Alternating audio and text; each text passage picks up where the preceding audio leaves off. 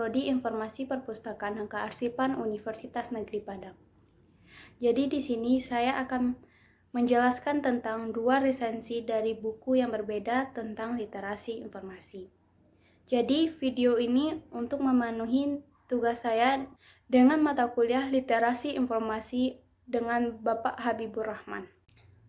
Jadi di sini saya akan menjelaskan tentang resensi buku dengan judul Demokrasi Damai Era Digital yang ditulis oleh 35 penulis dan diterbitkan oleh Siberkreasi dengan cetakan pertama tahun 2019. Buku ini berukuran 13 cm x 19 cm dengan jumlah halaman 239 halaman. Jadi di sini saya akan menjelaskan secara ringkas tentang isi buku tersebut. Perkembangan teknologi yang membawa perubahan di berbagai lapisan kehidupan, yang paling terlihat ialah cara kita berinteraksi dan berpendapat. Masyarakat masih belum seluruhnya dewasa dalam memanfaatkan internet. Konten negatif masih berserakan atau masih menyebar dalam berbagai bentuk, seperti hoaks yang paling sering kita temui dan paling berdampak besar. Penanganan konten negatif terus diupayakan oleh berbagai ragam pendekatan.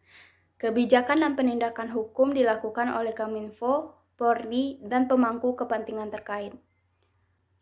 Nah, dalam buku ini membagi tema menjadi 5 besar. Yang pertama, anak muda. Yang kedua, jurnalisme digital. Yang ketiga, ranah domestik. Yang keempat, perihal demokrasi. Dan yang kelima, media sosial. Nah, sekarang saya akan menjelaskan pada tema pertama, yaitu jurnalisme digital. Dalam buku ini terdapat berbagai macam artikel mengenai jurnalisme digital, seperti judulnya mengenai era digital adu clickbait, narasi damai jurnalis warga, literasi digital dalam berita daring tentang Papua di era demokrasi, disinformasi digital dan solusi jurnalisme, literasi visual sebagai penangkal foto hoaks di era digital, peran media dalam mewujudkan demokrasi damai melalui gerakan literasi digital. Nah, tema yang kedua yaitu anak muda.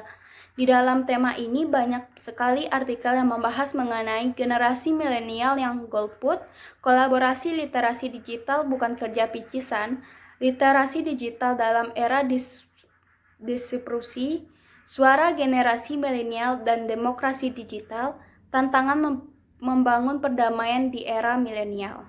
Nah, selanjutnya masuk kepada tema yang ketiga, yaitu media sosial.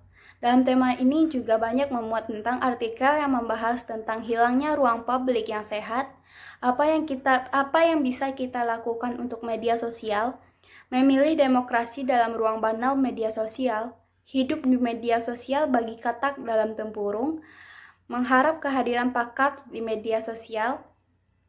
Selanjutnya, sesat informasi di era informasi, dan demokrasi ala media sosial di konsentrasi politik 2019. Keempat yaitu ruang domestik. Dalam tema ini juga membahas tentang artikel yang mencari kedamaian di tengah hiruk-pikuk demokrasi 4.0, keluarga dan pendidikan demokrasi di era digital, pendidik unggul bagi generasi milenial, perbedaan adalah keniscayaan, dan mendidik keluarga digital. Selanjutnya kita masuk pada tema yang terakhir atau yang kelima, yaitu perihal demokrasi. Dalam tema ini juga banyak membahas tentang artikel tentang digitalisasi demokrasi versus demokrasi digital, etika media baru, keberagaman dan dinamika demokrasi di era digital, mengembangkan literasi digital, merawat demokrasi yang damai, menyongsong demokrasi damai Indonesia, netizen kewarganegaraan digital dan kepemimpinan digital, bahan bakar kebencian di era digital. Nah, itulah beberapa tema atau 5 tema yang dibahas dalam buku tersebut. Selanjutnya, saya akan masuk kepada kelebihan dan kekurangan buku. Menurut saya, kelebihan dari buku ini banyak memuat artikel-artikel terbaru sehingga kita mendapatkan informasi yang update atau menambah pengetahuan yang update.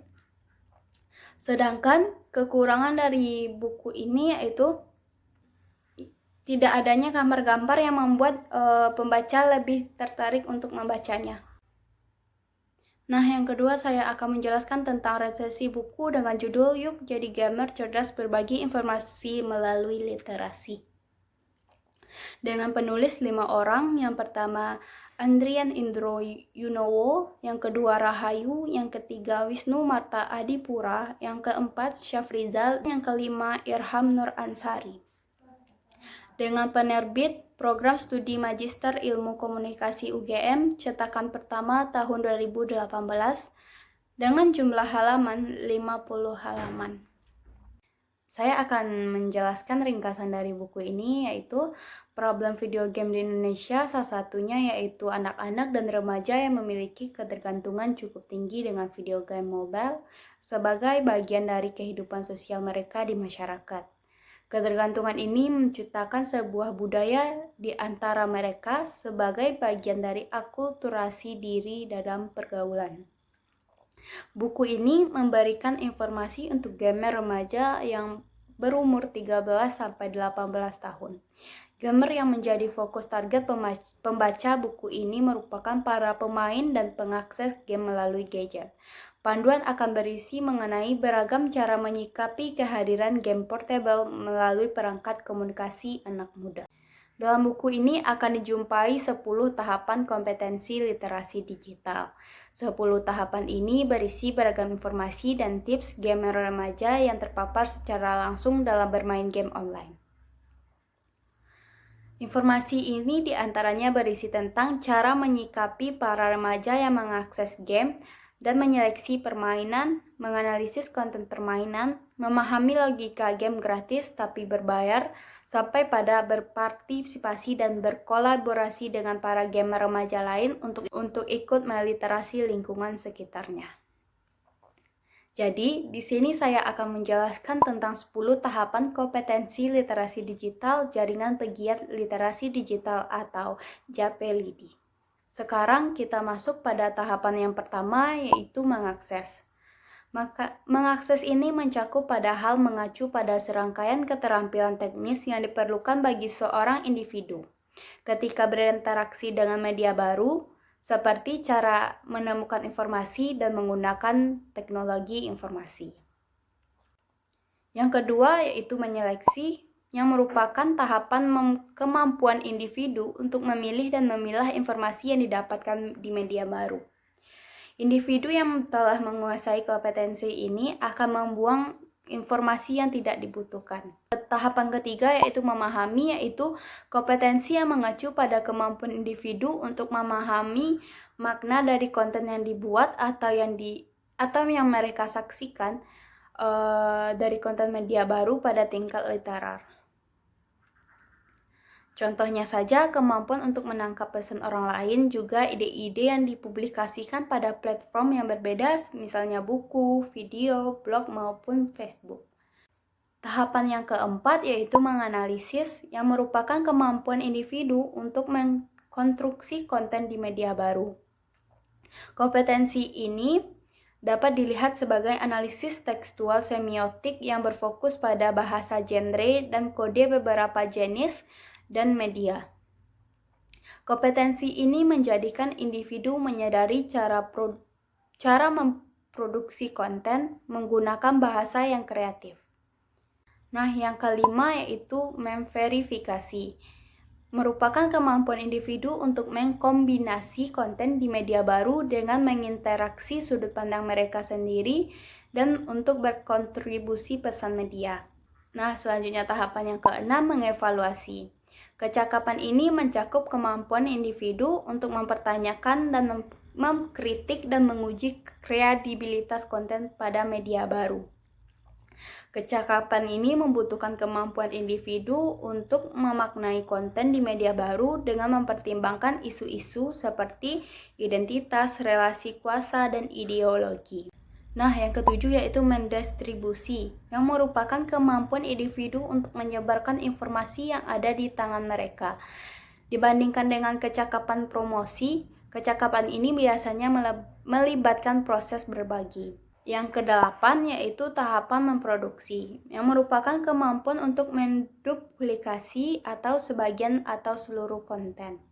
Selanjutnya yang ke-9 yaitu berpartisipasi, yang merupakan tahapan kecakapan ini dengan budaya partisipasi yang mengacu kepada kemampuan untuk terlibat secara interaktif dan kritis dalam lingkungan media baru.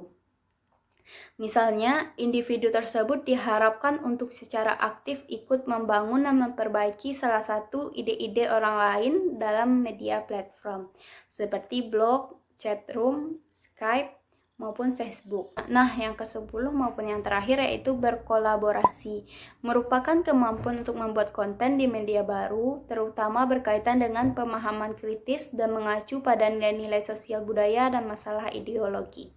Nah, kelebihan dari buku ini yaitu tampilan dari buku ini sangat menarik untuk dibaca oleh remaja, karena isinya tersebut sudah cukup menarik. Kekurangan dari buku ini adalah banyaknya kata-kata sehingga remaja maupun anak-anak yang berumur 13-18 tahun masih malas untuk membacanya. Nah, sekianlah resensi dari kedua buku yang saya baca. Apabila saya ada salah, saya minta maaf. Assalamualaikum warahmatullahi wabarakatuh.